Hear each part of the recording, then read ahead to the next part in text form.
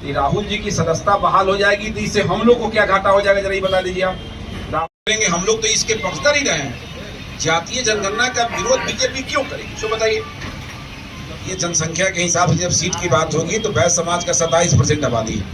अगर 40 सीट है लोकसभा का तो 27% आप जोड़ लीजिए, कितना होगा मेरा, उतना हमको मिलना चाहिए। सुप्रीम कोर्ट का फैसला राहुल गांधी के पक्ष में आने पर और साथ ही हाई कोर्ट का फैसला बिहार राज्य सरकार के फेवर में आने पर किस कदर अपने बयान से पलटते हुए नजर आ रहे हैं भाजपा ढाका के भाजपा विधायक। ये देखिए तस्वीर, आज प्रेस कॉन्फ्रेंस हाजीपुर में पहुंचे थे। वैश्य समाज का सम्मेलन के अवसर पर सम्मेलन का आयोजन होना है, जिसको लेके वैश्य समाज को एकत्रित करने के लिए ढाका के विधायक पहुंचे थे, पत्रकारों से बातचीत कर रहे थे और कैसे अपने बयानों से पलटते नजर आ रहे हैं। और राहुल जी की सदस्यता कोर्ट ने ये कहा है कि जब तक फैसला नहीं आता है तब तक उनका बहाल कर दिया जाता है। ये राहुल जी की सदस्यता बहाल हो जाएगी तो इससे हम लोग को क्या घाटा हो जाएगा, जरा ये बता दीजिए आप। राहुल जी की सदस्यता लेने में तो हम लोग कहीं थे नहीं, कोर्ट के आदेश से ही उनका सदस्यता गया था और कोर्ट ने ही उनका बहाल किया। इसमें भाजपा कहाँ से आ गया, इसमें चाहे पवन जायसवाल कहाँ से आ गए। ये तो माननीय न्यायालय का जो निर्णय होगा हर किसी को मानना होगा। लेकिन राहुल जी के मामले में सभी नेताओं को, सभी दल के नेताओं को सद्बुद्धि होना चाहिए कि हमें किसी ऐसे भाषा का उपयोग नहीं करना चाहिए जिससे किसी को आघात पहुंचे, किसी भी जाति धर्म को ठेस पहुंचे। ऐसे भाषा का उपयोग नहीं करना पड़े, ऐसा डर देश के सभी जाति और सभी पार्टी के नेताओं को हो गया और होना भी चाहिए। हम ऐसा कोई बात क्यों बोलेंगे जिससे न्यायालय का हमको दंड का भागी बनना पड़े, कुछ ही दिन हटना पड़े। तो राहुल जी के मामले से देश के लोगों को एक सबक मिला है। कोर्ट का जो निर्णय होगा सबको मान्य होगा। राहुल जी के सदन में रहने से हमको क्या घाटा हो जाएगा। अगर जातीय जनगणना का विरोध बीजेपी क्यों करेगी, सो बताइए। हम अगर बैस समाज से आते हैं और बैस समाज की संख्या कितना है, इतना अगर बैस समाज जान जाए तो दूसरे समाज को घाटा क्या होगा। अगर किसी पासवान जी की संख्या कितनी है, किसी राम जी की संख्या कितनी है, किसी राजपूत की संख्या कितनी है, भूमिहार की संख्या कितनी है, ब्राह्मण का संख्या कितना है, अगर ये सामने पटल पे आ जाए तो इससे क्या घाटा हो जाएगा। कहाँ विरोध किए भाई, हम लोग कैबिनेट से पास हुआ उस समय भाजपा जदयू गठबंधन की सरकार थी, जिस समय विधानसभा से हुआ उस समय हम लोग की सरकार थी। विरोध नहीं तो विरोध कर, जो गुमराह करने वाले लोग हैं गुमराह करते हैं। कहीं नहीं, हमारे सुशील मोदी जी ने कहा, कौन विरोध किया भाई, कोई विरोध नहीं किया।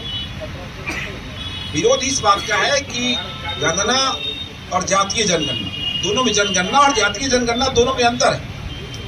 कोर्ट ने इसलिए रोक दिया था कि भाई आपको जनगणना कराने का अधिकार नहीं है। जब कोर्ट को लगा कि नहीं भाई जातीय जनगणना कोई राज्य कर सकता है, कोर्ट ने हरी झंडी दे दिया। कोई भाजपा के नेता तो जाके विरोध किए नहीं थे।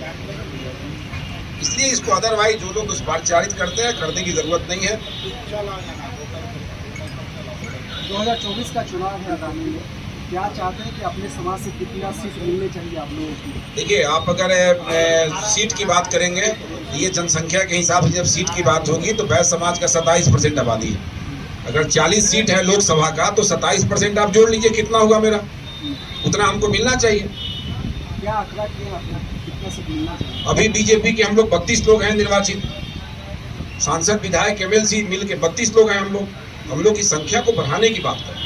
हम सभी दल के लोगों से कर रहे हैं कि आप अगर हमारे समाज के लोगों का वोट लेते हैं तो निश्चित रूप से आपको जहां हमारा संख्या है, जहां हमारी आबादी है, वहां से हमारे लोगों को प्रमोट करना चाहिए। हम भी कहीं से विधायक हैं, केवल बैस समाज के वोट से हम विधायक नहीं बने, हर जाति वर्ग के लोगों का वोट मिला तब हम विधायक बने। तो मेरा क्रियाकलाप केवल बैस समाज के प्रति ही रहेगा तो दूसरे जाति के लोग हमको वोट नहीं देंगे। भले हमको विधायक बनाने में सबसे अग्रणी पंक्ति में बैस समाज के लोग होंगे, खुशी ज्यादा उनको हुआ होगा, लेकिन मेरा क्रियाकलाप ऐसा होता है कि दूसरे जाति के लोग को भी ये लगे कि बैस समाज के लोगों को मैंने विधायक बनाया है। इनका जो क्रियाकलाप है वो सर्व जाति के हिसाब से। मेरा सवाल ये था कि 24 का चुनाव में कितना लोकसभा सीट आपको चाहिए? 27% चाहिए भाई, 27% चाहिए ना हमको।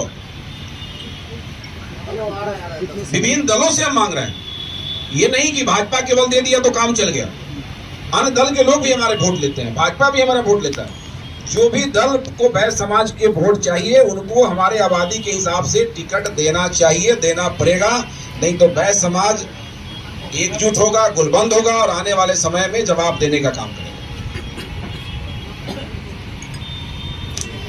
मिलता नहीं, तो कभी भी जो समाज मजबूत है, जिस समाज की जितनी जनसंख्या है, जितनी आबादी है, हर कोई चाहता है कि हमको उसके हिसाब से भागीदारी मिले।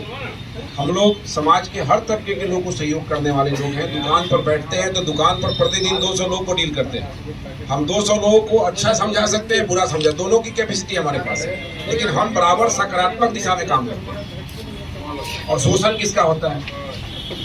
व्यवसायिक सबसे ज्यादा टैक्स देते हैं, लेकिन रंगदारी का शिकार सबसे ज्यादा कौन होता है? व्यापारी होता है, व्यवसायी होता है। लूटपाट सराफा में भी सराफा की दुकान है, कोई ऐसा ब्लॉक नहीं है, कोई ऐसा जिला नहीं है जहाँ स्वर्णकार समाज की दुकानों में लूटपाट नहीं हुआ है।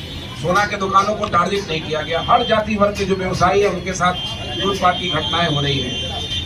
सरकार के स्तर से, पुलिस के स्तर से जो सुरक्षा मिलना चाहिए, अगर देने में सक्षम है तो कम से कम सरकार को ये करना चाहिए कि सभी जिलाधिकारी को निर्देश देना चाहिए कि जो व्यापारी, जो व्यवसायी अपने सुरक्षा के लिए शस्त्र के लाइसेंस का विज्ञप्ति दिया है, कम से कम उनको दे दीजिए ताकि वो अपनी सुरक्षा अपने से कर सकें। अगर आप सुरक्षा देने में सक्षम है, हम सबसे ज़्यादा टैक्स देते हैं, हम 10 लाख टैक्स देंगे और हमको आप सुरक्षा नहीं दे पाइएगा, तो कम से कम लाइसेंस खरीदने का विज्ञप्ति तो दीजिए कि हम अपनी सुरक्षा